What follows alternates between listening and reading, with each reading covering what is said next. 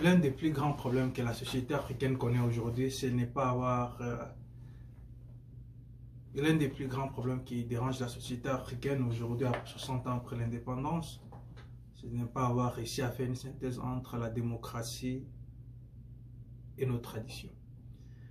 Alors, ce qui aujourd'hui pose un grand problème pour le décollage de l'Afrique. Qu'est-ce qui se passe malgré le nombre d'intellectuels que nous avons en Afrique, les ingénieurs, les médecins, les agronomes, les biologistes, toutes les compétences que l'Afrique a, mais nous ne décollons pas. Nous avons parlé de la corruption, mais il y a une autre branche ou un autre aspect qui n'est pas le moindre à considérer, à prendre en compte, c'est une synthèse entre la démocratie et nos traditions. Ouais, la démocratie c'est une bonne chose. La tradition aussi est une bonne chose, même si on nous fait croire que suivre la tradition c'est archaïque, c'est être non civilisé, c'est faux. La preuve est que nous avons suivi la démocratie 60 ans après, on n'a pas décollé. Or, si nous regardons les pays comme le Japon, ils ont suivi et la modernité et les traditions. Donc, ils ont fait une synthèse entre les deux. Et nous connaissons ce que c'est le Japon aujourd'hui. Alors, qu'est-ce que nous devons faire dans nos sociétés en Afrique pour permettre le décollage? Pourquoi les dirigeants qui sont au pouvoir ne veulent jamais quitter le pouvoir? Pourquoi ceux-là qui sont affamés, meurtris, qui sont sans emploi, acclament, font éloge aux dirigeants dictateurs? Alors, tout d'abord, il y a deux manières de voir les choses. Il y a une école des Africains qui pense que tous les malheurs que nous connaissons en Afrique viennent de l'Occident, spécialement de la France, des États-Unis et de l'Angleterre, suite à son histoire avec, spécialement la France, suite à son histoire avec l'Afrique. Histoire coloniale, bien sûr. Mais il y a une autre école à laquelle je fais partie, qui pense que le problème n'est pas seulement de la France. La France peut avoir joué ou joue un rôle dans le décollage de l'Afrique, mais la grande responsabilité revient à nous-mêmes qu'Africains. La conscience collective, la conscience africaine manque.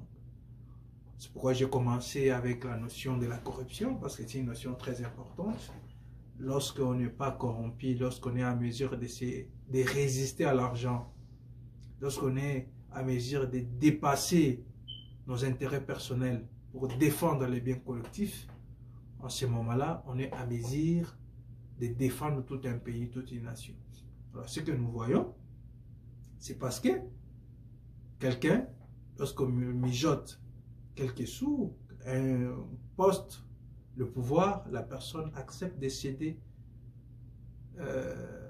la souveraineté ou encore le bien public ou l'avenir de l'Afrique ou de son pays pour son bien personnel. Alors, qu'est-ce que nous devons faire pour faire décoller les sociétés en Afrique? Il y a beaucoup de jeunes Africains que j'admire et j'ai beaucoup de considérations d'admiration, notamment Semi Keba qui parle de la France-Afrique, qui parle de beaucoup de choses concernant le décollage de l'Afrique. Mais en même temps, il faudra que Kémy Seba et d'autres collègues, Mandakani et les autres, pensent que la France peut céder aujourd'hui. L'impérialisme peut accepter de nous laisser la place. Est-ce que nous sommes prêts à décoller seuls? Est-ce que nous avons une méthode ou encore un système bien conçu, adapté aux réalités africaines? La démocratie n'est pas une mauvaise chose. Tout comme la tradition n'est pas une mauvaise chose. Mais il faut adapter la démocratie aux réalités africaines, tout comme il faut adapter les traditions à la modernité. Il faut faire une synthèse entre les deux. Alors, si aujourd'hui, on dit, ok, la France, c'est la France qui nous empêche de décoller, alors que la France donne les ordres par téléphone à l'ère marionnette qui sont en Afrique.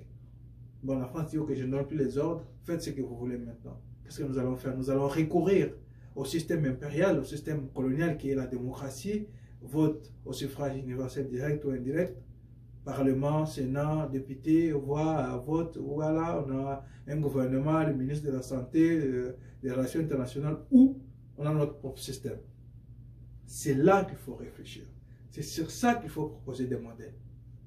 Et moi, je pense, mon humble avis, nous devons faire un système au niveau régional, c'est-à-dire un système à caractère fédéral ou régional, dans lequel le pouvoir traditionnel devrait avoir le dessus sur le pouvoir moderne ou le pouvoir démocratique. Qu'est-ce que je veux dire? Dans une région, un village ou un territoire bien mesuré, on doit avoir un chef, notamment en Afrique, nous avons un chef coutumier, parce que ce sont ces personnes qui connaissent mieux les réalités et de leur population et de leur village. Ils connaissent les difficultés que les villages peuvent avoir ou la population a. En ce moment-là, dans ce coin, avec les intellectuels de ce coin, les intellectuels scientifiques, qui seront déconnectés du monde politique, c'est-à-dire les gens qui travaillent pour le pays sans être politiciens. On les appelle autrement les technocrates. Et le pouvoir, au niveau supérieur, au niveau étatique, au niveau central, je vais dire, le président ou le premier ministre, et ne s'occupe que de ce qui concerne les relations internationales. Par exemple, la défense du pays, les relations internationales, les relations bilatérales entre pays, les sommets, mais tout ce qui concerne, par exemple, finance, économie, finance au niveau national, bien sûr, mais qui devront être répartis sur le plan régional. Je ne parle pas ici du fédéralisme, il faudrait qu'on me comprenne très bien. Le fédéralisme, c'est autre chose que ce que je suis en train de présenter ici. Je suis en train de penser, réfléchir sur un modèle. Vous pouvez contribuer aussi avec une idée. Penser sur un modèle qui est adéquat pour chaque pays en Afrique. La démocratie a échoué 60 ans après. On ne doit pas continuer avec la démocratie. D'où on doit faire une synthèse entre modernité et tradition. Et c'est cette synthèse qui va nous permettre de décoller au-delà de la corruption. Lorsque quelqu'un vient au pouvoir, il vient d'un territoire quelconque, il arrive à la tête du pays, ben les gens de son village ou de son clan pensent qu'il est au pouvoir pour leur communauté. Alors la personne va soit s'intéresser à sa communauté, à son bien personnel, il va oublier tous les pays. C'est ce qui arrive en Afrique actuellement. Or, si les communautés ou les territoires restreints sont dirigés par le pouvoir traditionnel restreint avec les technocrates, qui par la suite, les technocrates et les pouvoirs traditionnels vont se ressembler autour d'un système qui vont élire un représentant ou un dirigeant au niveau national, et ce dirigeant a des comptes à rendre à chaque composante de la nation, je pense qu'il sera mieux pour que quelqu'un qui est dirigeant, premier ministre ou président de la République soit redevable d'une manière directe, parce qu'on saura d'abord les contrôler, il aura une conscience qui n'est pas élevée sur base de sa tradition, sur base de sa tribu ou de son clan ou de son village, de son territoire, mais sur base de la vision nationale, oui, une vision globale du pays. Donc, c'est quelque chose sur laquelle j'étais en train de réfléchir sur les modèles adéquats pour le décollage de l'Afrique sur le plan politique et économique. Je ne sais pas ce que les gens, vous allez en penser, mais je pense que nous devons réfléchir. C'est une idée, quelqu'un d'autre pourra en proposer une autre, mais moi je pense aussi, avec certitude, que l'une des raisons pour laquelle l'Afrique a échoué il y a 60 ans, c'est parce que nous avons mal copié le système démocratique, le système impérial ou le système colonial qui n'est pas adéquat, qui ne correspond pas, ou qui ne coïncide pas, ou qui ne va pas avec nos valeurs traditionnelles, nos valeurs africaines. Donc, continuons à penser. Moi, je continue toujours à penser.